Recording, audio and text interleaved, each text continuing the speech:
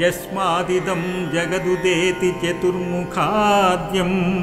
यस्मिन्नवस्थितमशेषमशेषमूले यत्रोपयाति विलयं च समस्तमन्ते दृग्गोचरो भवतु मेऽद्यसदीनबन्धुः चक्रं सहस्रकरचारुकरारविन्दे गुर्वी गदाधरवरश्च विभाति यस्य पक्षीन्द्रपृष्ठपरिरोपितपादपद्मो दृग्गोचरो भवतु मेऽद्यसदीनबन्धुः येनोद्धृता वसुमती सलिले निमग्ना नग्ना च पाण्डववधूः स्थगितादुकूलैः सम्मोचितो जलचरस्य मुखाङ्गजेन्द्रो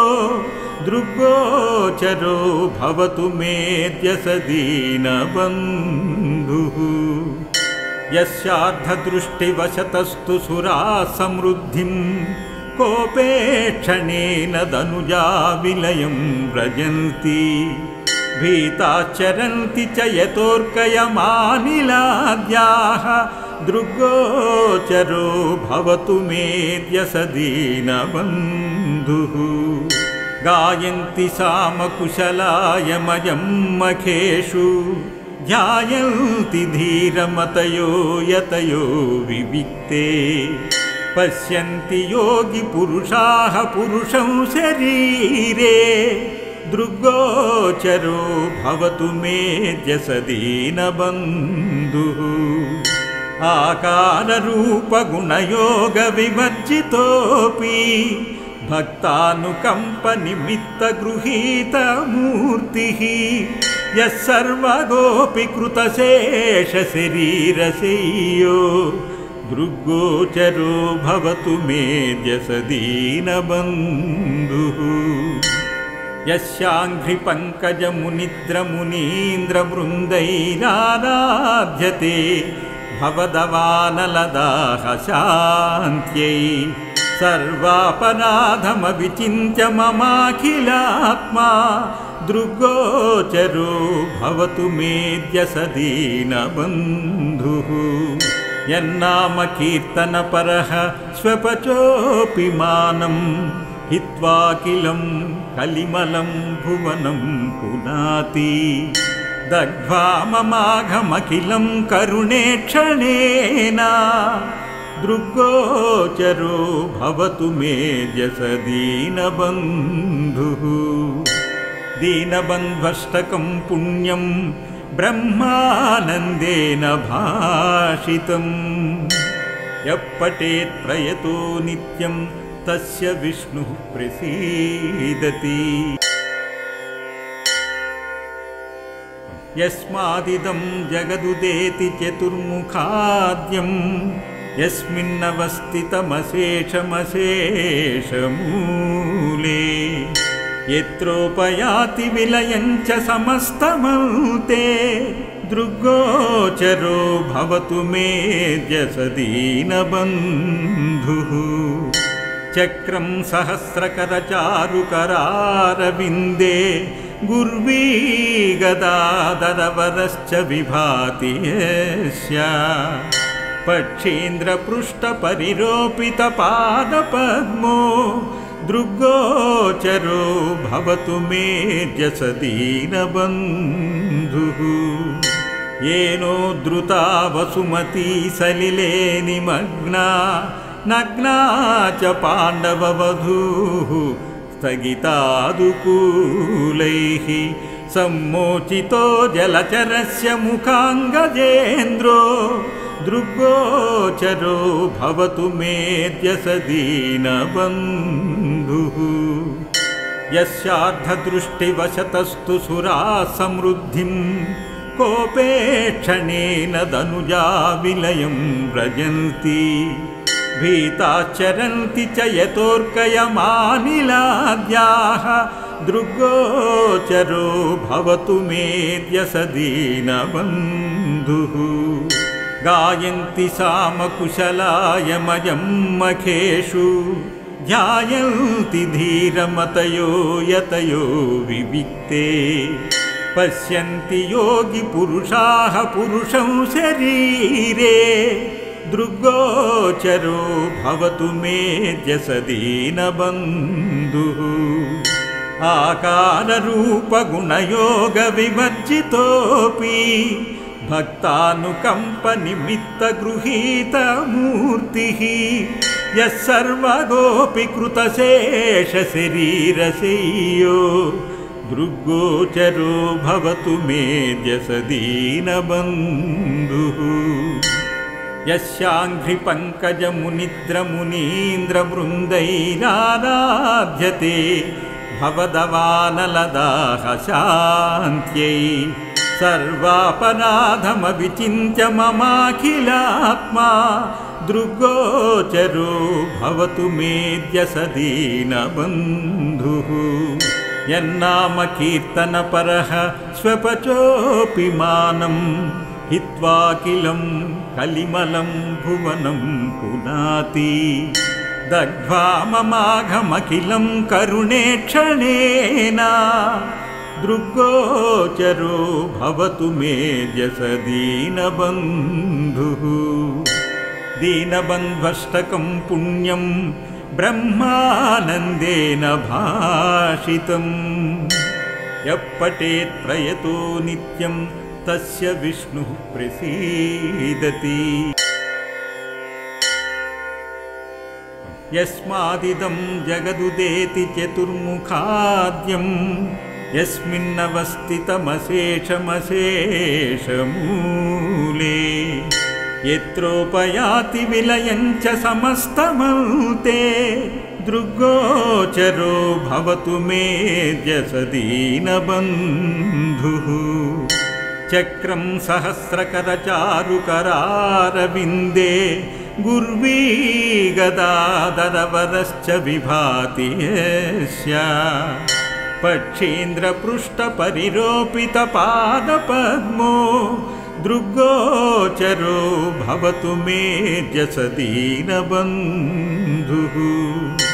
येनोद्धृता वसुमती सलिले निमग्ना नग्ना च पाण्डववधूः स्थगितादुकूलैः सम्मोचितो जलचरस्य मुखाङ्गजेन्द्रो दृग्गोचरो भवतु मेऽद्यसदीनबन्धुः यस्यार्धदृष्टिवशतस्तु सुराः समृद्धिं कोपेक्षणेन दनुजा विलयं व्रजन्ति भीताश्चरन्ति च यतोऽर्कयमानिलाद्याः दृग्गोचरो भवतु मेऽद्यसदीनबन्धुः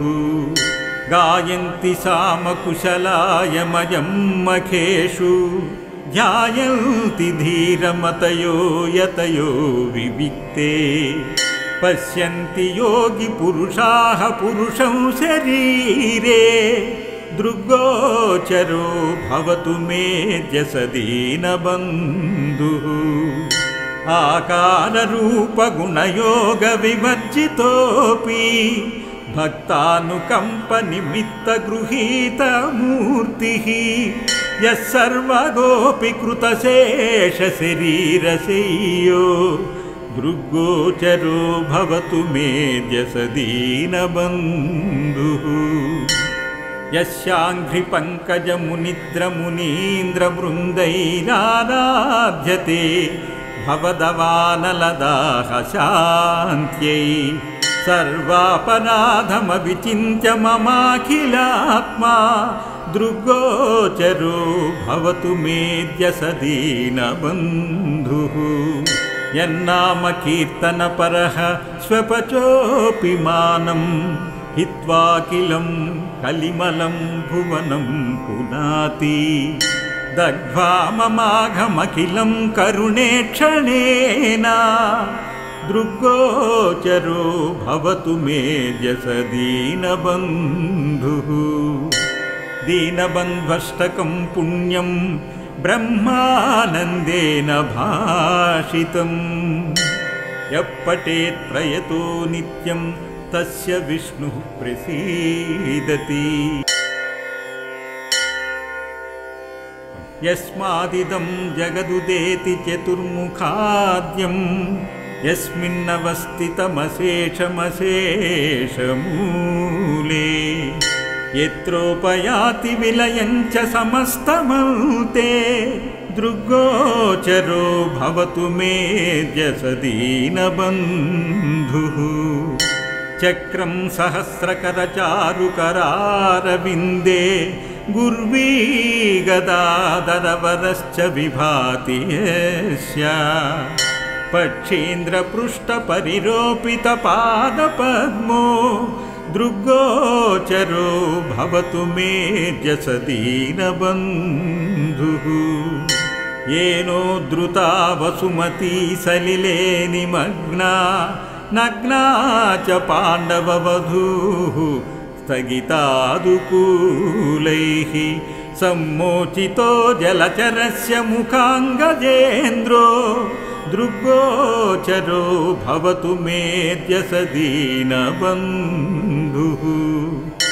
यस्यार्धदृष्टिवशतस्तु सुराः समृद्धिं कोपेक्षणेन दनुजा विलयं व्रजन्ति भीताश्चरन्ति च यतोऽर्कयमानिलाद्याः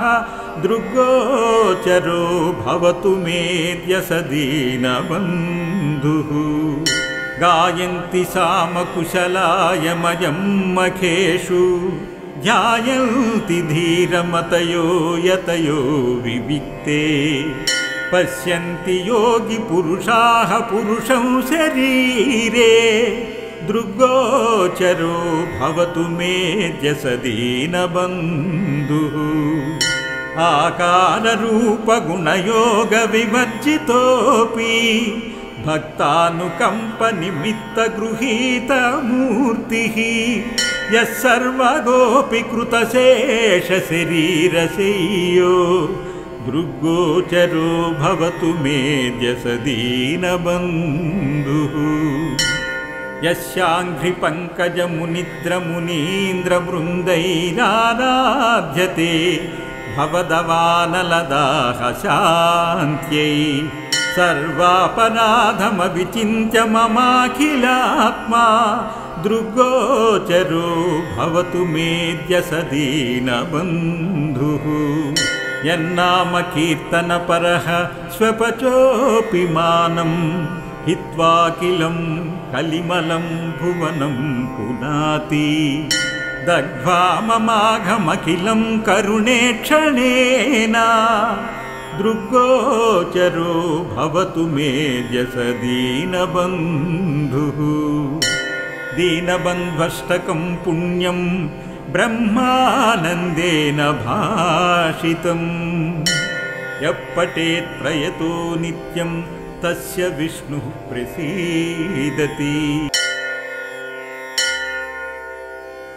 यस्मादिदं जगदुदेति चतुर्मुखाद्यं यस्मिन्नवस्थितमशेषमशेषमूले यत्रोपयाति विलयं च समस्तमन्ते दृग्गोचरो भवतु मेऽद्य दीनबन्धुः चक्रं सहस्रकरचारुकरारविन्दे गुर्वी गदाधरवरश्च विभाति यस्य पक्षीन्द्रपृष्ठपरिरोपितपादपद्मो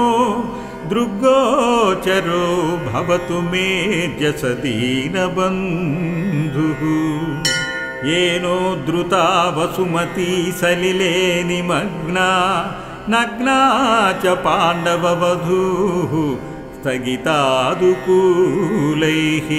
सम्मोचितो जलचरस्य मुखाङ्गजेन्द्रो दृग्गोचरो भवतु मेऽद्य दीनबन्धुः यस्यार्धदृष्टिवशतस्तु सुराः समृद्धिं कोपेक्षणेन दनुजा विलयं व्रजन्ति भीताश्चरन्ति च यतोऽर्कयमानिलाद्याः दृग्गोचरो भवतु मेऽद्य स दीनबन्धुः गायन्ति सामकुशलायमयं मखेषु ध्यायन्ति धीरमतयो यतयो विविक्ते पश्यन्ति योगिपुरुषाः पुरुषं शरीरे दृग्गोचरो भवतु मेऽद्य स दीनबन्धुः आकाररूपगुणयोगविवर्जितोऽपि भक्तानुकम्पनिमित्तगृहीतमूर्तिः यः सर्वगोऽपि कृतशेषशरीरशय्यो दृग्गोचरो भवतु मेऽद्य स दीनबन्धुः यस्याङ्घ्रिपङ्कजमुनिद्रमुनीन्द्रवृन्दैराराध्यते भवदवानलदाः शान्त्यै सर्वापराधमविचिन्त्य ममाखिलात्मा दृग्गोचरो भवतु मेऽद्य स दीनबन्धुः यन्नाम कीर्तनपरः स्वपचोऽपि मानं हित्वाखिलं कलिमलं भुवनं पुनाति दग्ध्वा ममाघमखिलं करुणेक्षणेन दृग्गोचरो भवतु मेऽद्य स दीनबन्धुः दीनबन्ध्वष्टकं पुण्यं ब्रह्मानन्देन भाषितं यः पठेत् प्रयतो नित्यं तस्य विष्णुः प्रसीदति यस्मादिदं जगदुदेति चतुर्मुखाद्यं यस्मिन्नवस्थितमशेषमशेषमूले यत्रोपयाति विलयं च समस्तमन्ते दृग्गोचरो भवतु मेऽद्य स दीनबन्धुः चक्रं सहस्रकरचारुकरारविन्दे गुर्वी गदाधरवरश्च विभाति यस्य पक्षीन्द्रपृष्ठपरिरोपितपादपद्मो दृग्गोचरो भवतु मेऽद्य स दीनबन्धुः येनोद्धृता वसुमती सलिले निमग्ना नग्ना च पाण्डववधूः स्थगितादुकूलैः सम्मोचितो जलचरस्य मुखाङ्गजेन्द्रो दृग्गोचरो भवतु मेऽद्य स दीनबन्धुः यस्यार्धदृष्टिवशतस्तु सुराः समृद्धिं कोपेक्षणेन दनुजा विलयं व्रजन्ति भीताश्चरन्ति च यतोऽर्कयमानिलाद्याः दृग्गोचरो भवतु मेऽद्य स दीनबन्धुः गायन्ति सामकुशलायमयं मखेषु ध्यायन्ति धीरमतयो यतयो विविक्ते पश्यन्ति योगिपुरुषाः पुरुषं शरीरे दृग्गोचरो भवतु मेऽद्य स दीनबन्धुः आकाररूपगुणयोगविवर्जितोऽपि भक्तानुकम्पनिमित्तगृहीतमूर्तिः यः सर्वगोऽपि कृतशेषशरीरशय्यो दृग्गोचरो भवतु मेऽद्य स दीनबन्धुः यस्याङ्घ्रिपङ्कजमुनिद्रमुनीन्द्रवृन्दैराराध्यते भवदवानलदाः शान्त्यै सर्वापराधमविचिन्त्य ममाखिलात्मा दृग्गोचरो भवतु मेऽद्य स दीनबन्धुः यन्नाम कीर्तनपरः स्वपचोऽपि मानं हित्वाखिलं कलिमलं भुवनं पुनाति दग्ध्वा ममाघमखिलं करुणेक्षणेन दृग्गोचरो भवतु मेद्यस दीनबन्धुः दीनबन्ध्वष्टकं पुण्यं ब्रह्मानन्देन भाषितम् यः पठेत् प्रयतो नित्यं तस्य विष्णुः प्रसीदति इति श्री परमहंस स्वामी ब्रह्मानन्द विरचितं दीनबन्ध्वष्टकं सम्पूर्णम्।